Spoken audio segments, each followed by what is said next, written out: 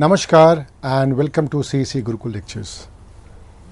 I am Dr. Kumar Shantanu, Associate Professor of Botany from Deshbandhu College, University of Delhi. We have seen various concepts of biology and evolution during our previous lecture. In this series of lectures on Archegoniates, we have tried to understand the process of evolution of plants from their aquatic habitat towards the terrestrial habitat. Archegoniates can be very well called as a transitional group between these two aquatic plants and the present day highly evolved angiosperms. Archegoniates as a group has undergone many such evolutionary processes which gives us a very good insight towards this process of transition and evolution. In our previous lecture, we have seen the process of alternation of generation and the origin of alternation of generation, how and when did they originated, and how these alternation of generation has helped in the better establishment of these plant groups over a terrestrial habitat. In this lecture, we shall talk about another important concept also termed as heterospory. Now, as the name says, heterospory means the existence of two different types of spores. In case of pteridophytes, if we see towards the majority of pteridophytes, a plant produces only one kind of spores. That is, they are similar in shape and size, and these spores are called as homospores. However, in some pteridophytes, a species produces two distinct types of spores which are different in size and also sometimes in their morphology and outer wall ornamentation. The large spores are called megaspores and they are produced in a sac-like structure called as megasporangium, and these megasporangium are comparatively less in number. On the contrary, small spores are called as microspores, which are formed in microsporangia, and these microsporangia happen to be comparatively large in number. And this phenomenon of existence of large and small spores in a single reproductive structure is also termed as heterospory. A very good example for comparison can be seen in case of Selaginella. Here in this diagram we can see the LS of cone of Lycopodium and Selaginella. In case of Lycopodium, all the sporangia, they bear similar size spores which are small. So, such similar size spores are called as homospores, and since they are small in size and multiple in number, they are termed as microspores. In case of Selaginella, we can very well observe that some of the sporangia, they bear large size spores and some bear small size spores, multiple in number. Here it is very distinctly observable.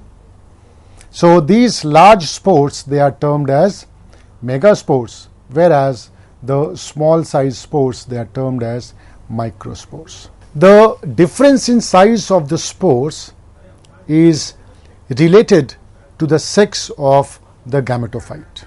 The megaspore on germination gives rise to female gametophyte which produce only archegonia. On the other hand, the microspore on germination gives rise to male gametophytes which bear only antheridia. Here, the process of heterospory can be observed with the help of this simple diagram, where we can see that the sporophyte upon meiotic division gives rise to two different types of gametes or two different types of spores. These spores, all of them happens to be haploid, but they differ in their size. So the large size spores, they are termed as megaspores, whereas the small size spores, they are termed as microspores.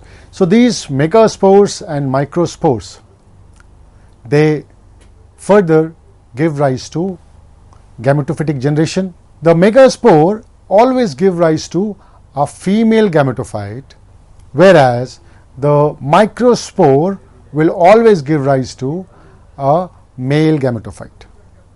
On male gametophyte, the male gametes are produced, whereas on female gametophyte, the female gametes are produced or the egg is produced. So these two gametes, they give rise to zygote upon fertilization. It is very remarkable here to be mentioned that because of heterospory, the cross fertilization seems to have started, because these two different types of spores will give rise to two distinct male and female gametophyte, and these two male and female gametophyte will mature at a different time period during their life cycle, and thus the cross fertilization is ensured. This cross fertilization also ensures that the genetic diversity is maintained across the generations in the lower plants. So we can say that heterospory is very significant in a sense that this is one of the major ways where a plant, the lower plants for the first time started ensuring cross fertilization, and this cross fertilization ensured genetic diversity, and as we all know, the genetic diversity helps in better adaptation towards the surrounding conditions. So sexual reproduction, when started, it gave rise to alternation of generation, and also the advent of heterospory ensured better genetic diversity, and thus this also ensured a better rate of survival of the plants. So this entire process of better adaptability, better survival took place with sequence of such events. Now let us understand what are the significant contributions of heterospory. As we have already discussed, heterospory expresses sex determining capability of the plant. So with the advent or with the starting of heterospory, the plants started showing sex determination for the first time. The megaspore is retained by the parent even after fertilization, and this ensures the nutrition of the developing embryo. This was a very important step towards the seed habit. So for the first time, when megaspore was retained by the parent plant body, and they gradually started getting protected by some kind of jacket layer or some kind of protective tissues, and thus we gradually see that the seed habit has started becoming a norm during the course of evolution. The development of gametophyte in heterosporous forms is endosporic, and the nutrition for the developing gametophyte is derived from the sporophyte. Hence, the development of gametophyte is not at all affected by the ecological factors, as the case was previously in case of independently growing gametophytes. In homosporous species, the differentiation of sex take place at the gametophytic stage, whereas in heterosporous species, the differences in size of the spore is related to the sex of the gametophyte. So, the sexual determination has started taking place much before as compared to the homosporous species when we see in heterosporous species. A microspore always gives rise to male gametophyte and megaspore always gives rise to female gametophytes. Thus, in heterosporous forms, the sex of the gametophyte can be predicted at the spore stage only. In homosporous pteridophyte, the spore germinate on the soil and they germinate to produce gametophytes that are independent of sporophytic plant. And the gametophytes of heterosporous pteridophytes with much vegetative tissue has to manufacture not only its own food but also for the developing embryo which is dependent upon them. In a heterosporous taxa, spores germinate within sporangium and give rise to prothallus. The gametophytes which is greatly reduced is retained wholly or largely within the spore walls depending entirely upon the food deposited in spores. As the gametophytes of heterosporous taxa obtain their nourishment from the parent sporophytes, they are independent of external conditions in comparison to those of the free living gametophytes of homosporous pteridophytes. So, we can very well say that heterospory has finally established the sex determination amongst the plant group, and it also ensured that the rate of survival of the developing sporophyte is much more, and it paved the way of seed habitat amongst the plant groups. So, that was all about heterospory. Now, let us move towards another very important concept during the course of evolution of plants, that is how the shape and pattern of branching and how the leaf and their structures must have evolved during the course of evolution. Now, the evolution of leaves or their shape and sizes of leaves and the branching pattern and shape of branching can be explained with the help of multiple observations, and these observations were carried out by one of the biologists named as Zimmermann, and he gave us a theory which is called as the telome theory. Present day plants with leaves and branches are the result of continuous evolution in the axial sporophytes of the primitive land plants. The earliest vascular land plants such as Rhynia, Horneophyton, Xylophyton, Steroxylon, they had a very simple dichotomously branched axis and they bore sporangia terminally or laterally. Zimmermann, in the year around 1930s, he proposed that this dichotomous branching system and leaves in the primitive plants evolved by the process of elaboration, which he compiled and gave in the form of the telome theory. Now, the telome, the word telome represents a single ultimate terminal portion of dichotomously branched axis. These axes were undifferentiated and single nerved.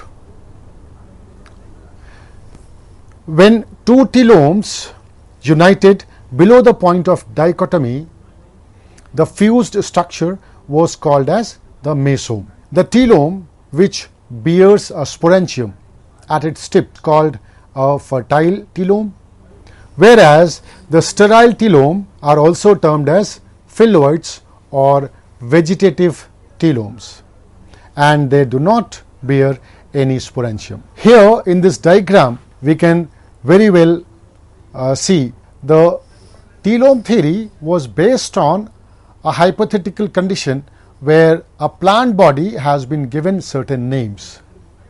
The basal portion was termed as rhizoids. The terminal undifferentiated portion of any branch are termed as telome, and the portion of the branch where the two telomes are previously fused, they are termed as mesomes. The telome which bear sporangia, they are termed as fertile telome, whereas the telome which does not bear any sporangium, they are termed as phylloids or vegetative telomes or sterile telome. Now, during the course of evolutionary development, it is proposed that telomes did fuse together to form a more complex structure, and these complex structure are also termed as syntelome or telome truss. So, the telome theory tries to explain various structures of a representative plant body, and it also tries to name certain fused or certain specialized structures. If a syntelome is represented by only sterile telome, they were termed as phylloid truss, and if the telome had only sporangia, they were also known as the fertile truss. So, let us try to understand how this telome gave rise to different plant parts and how they originated. When the plant consisted of both sterile and fertile telome, it was named as mixed telome truss or mixed syntelome. Now, Zimmermann stated that the primitive vascular land plants such as Rhynia, Horneophyton, Xylophyton, etc., they have originated from unicellular green alga during the upper Silurian and lower and middle Devonian periods.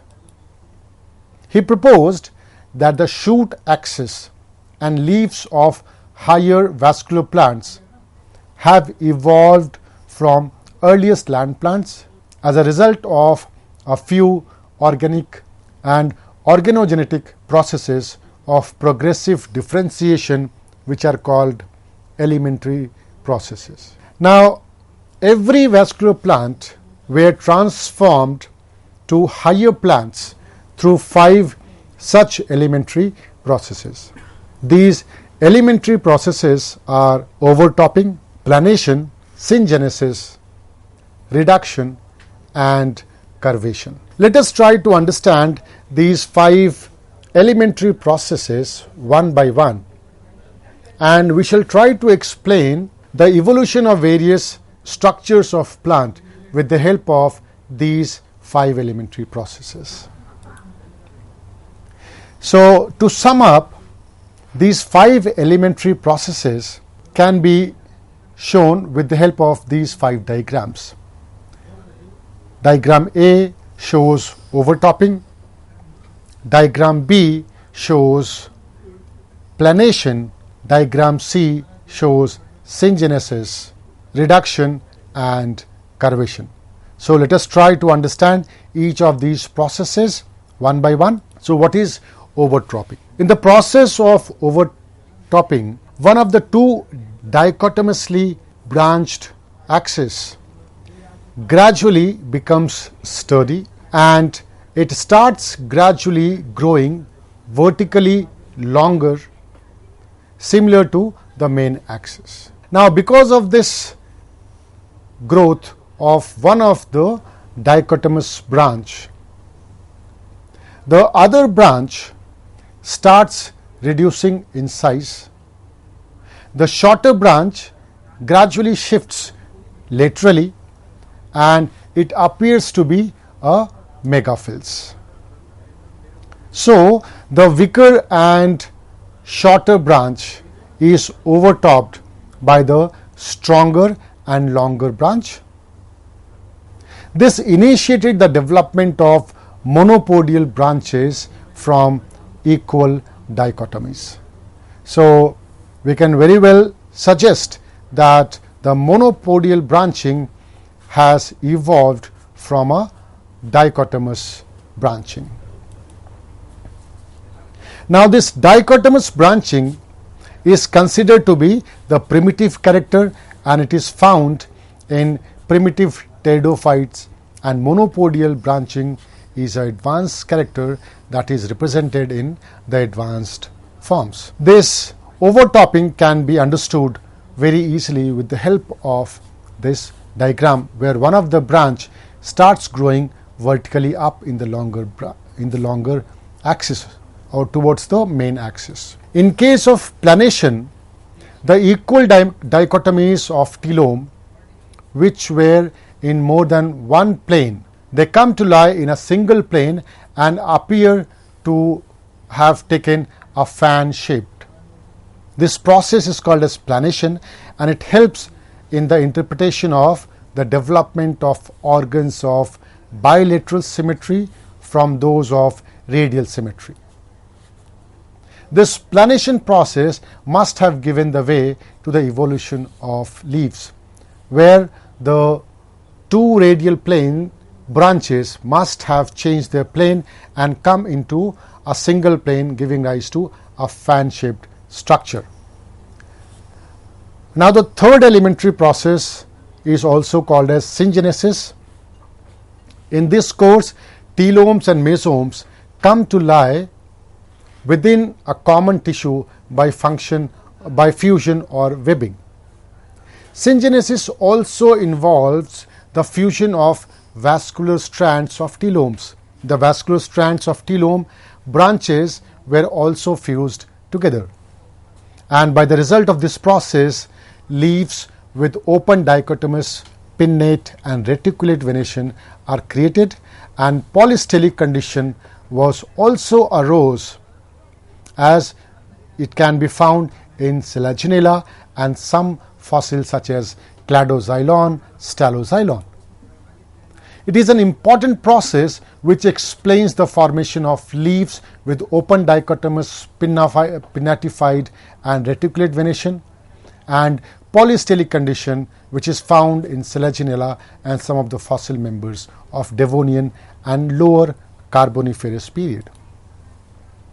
It can be understood with the help of this simple diagram, where the single plane branches, they have started fusing with, or the process is called as webbing, and the entire process is covered by a common cover, giving rise to the formation of leaves. Now in case of reduction, it involves transformation of a syntelome into a single narrow leaf, which led to the evolution of simple microphyllous leaves of the lycopods. As far as curvation is concerned, it is brought about by the unequal growth of tissues on two opposite flanks of the telome. The two types of curvation processes have been recognized as recurvation and incurvation. So what is recurvation? Recurvation is downward bending of telomes leading to recurvation, and incurvation process accounts for the shifting of sporangia to the ventral surface of the leaf in the ferns. So this is how we can sum up all those processes of all those elementary processes. So as we can see that with the help of telome theory, we can, or we are in a position to explain the formation of various shoot organs such as leaf, the branching pattern, the formation of sporangium, the lateral movement of various organs and other parts. So I hope I am being able to give you a broad idea of various evolutionary processes which has taken place during the course of evolution, and we could get some insight into the differentiation and developmental process amongst the plant bodies. Thank you so much for your patient listening.